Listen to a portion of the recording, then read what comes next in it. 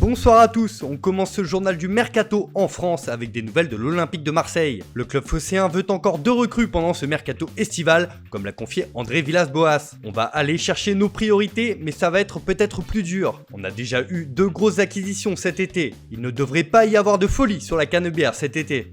On continue avec un attaquant qui a été associé à l'OM ces derniers jours, il s'agit de Max-Alain Gradel. Relégué avec Toulouse cette saison, l'Ivoirien pourrait finalement rebondir en Turquie à Sivasspor, où un contrat de 3 ans l'attend. À l'étranger, Naples s'apprête à perdre José María Calderón. Âgé de 33 ans, l'attaquant se dirige vers un retour au pays, et 2 clubs sont prêts à se disputer sa signature. En effet, les 2 équipes de Séville veulent s'attacher ses services. Libre de tout contrat à la fin de la saison, il arriverait libre en Andalousie. Des nouvelles de Mario Balotelli, alors que Brescia est relégué en Série B la saison prochaine, le fantasque attaquant italien ne devrait pas rester. Si son nom a été cité en Roumanie, l'ancien Marseillais pourrait rallier la Turquie. Des discussions ont lieu entre son représentant Mino Raiola et Beşiktaş. Affaire à suivre, Manchester City ne lâche pas Kalidou Koulibaly. Les Citizens ont formulé une première offre au Napoli. L'équipe de Pep Guardiola aurait proposé 63 millions d'euros pour le rock sénégalais, mais Naples en attend 70. Le feuilleton Koulibaly n'est pas encore terminé. On passe à notre focus du jour sur le Real Madrid. Cette année, le mercato de la Casablanca s'annonce calme dans le sens des arrivées.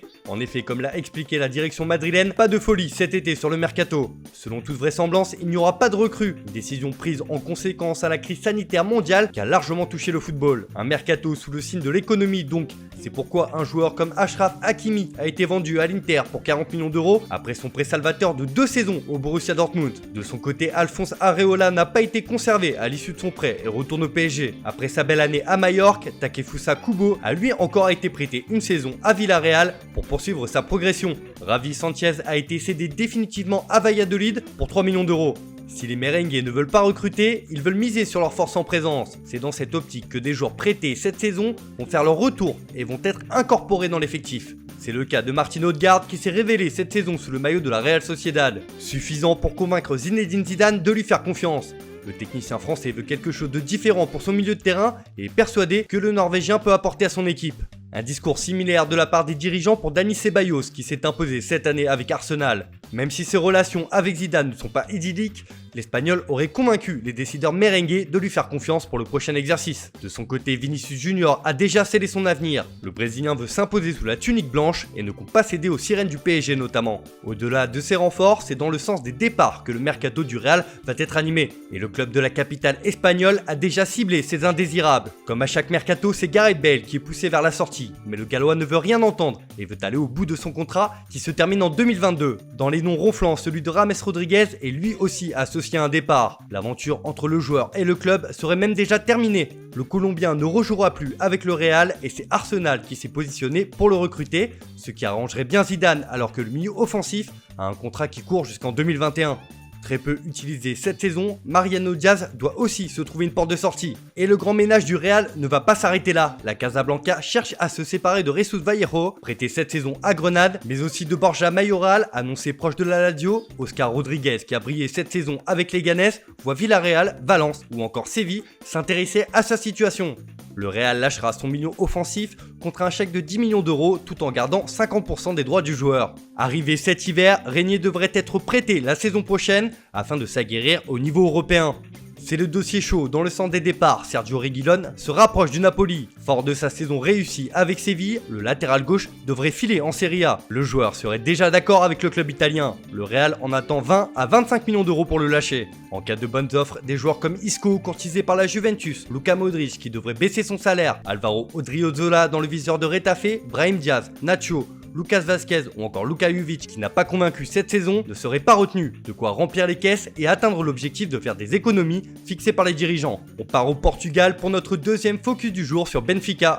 Après une saison ratée, le club lisboète veut rebondir et s'en donne les moyens. C'est pourquoi l'entraîneur emblématique Jorge Jesus est revenu sur le banc. Et la priorité du coach vainqueur de la dernière Copa Libertadores avec Flamengo est de reconstruire son attaque. Le gros dossier de ces dernières semaines mène à Edinson Cavani. Libre de tout contrat depuis son départ du PSG, l'Uruguayen serait déjà d'accord avec les Aigles pour un contrat de 3 ans. L'entraîneur portugais aimerait aussi retrouver Islam Slimani qu'il a connu au Sporting car l'Algérien n'a pas été conservé par Monaco. Autre cible de Benfica sous l'impulsion de Jesus, Everton Suarez, l'attaquant de Grêmio qui est dans le viseur des plus grandes écuries européennes.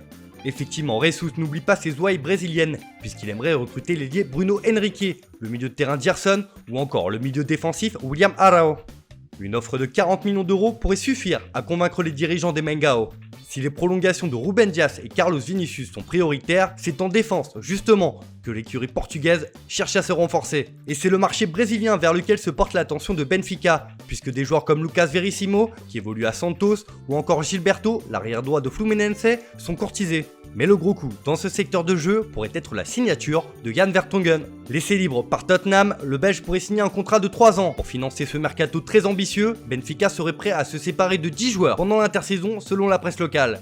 Enfin, c'est officiel, Enes Unal s'est engagé en faveur de Retafe jusqu'en 2025. C'était dans l'air du temps, c'est désormais acté, Mohamed Salissou quitte le Real Valladolid pour signer à Southampton. Le défenseur était ardemment courtisé par le Stade Rennais, mais a choisi de rejoindre la Première Ligue. C'était attendu depuis son départ de la Juventus hier. Blaise Matuidi rejoint l'Inter Miami de David Beckham. Le champion du monde 2018 a signé un contrat de 3 ans en Floride. Jonathan Biabiani rebondit en 2e division espagnole. L'ancien grand espoir français évoluait à Trapani en Série B et a décidé de tenter l'aventure en Espagne. L'AS Monaco annonce le départ de Lil Foster. Le jeune attaquant sud-africain n'a pas convaincu sur le rocher et est cédé au Vitória où il s'est engagé pour 5 saisons. Voilà, c'est tout pour aujourd'hui. Bonne soirée à tous et rendez-vous dès demain pour de nouvelles informations sur le mercato.